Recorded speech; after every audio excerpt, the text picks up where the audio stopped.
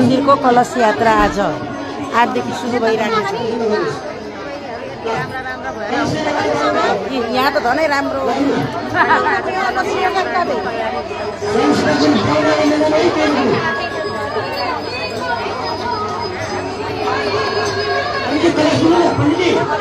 सरका बहिनी कस्तो लागिरहेको छ?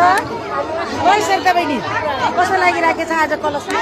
एकदम राम्रो लाग्यो। सबैजना आउनुभएको छ मुख्यमन्त्री माताको पूजामा पनि, इन्डियामा पनि नेपाली बाजा बजेर नेपाली पञ्चे राजा।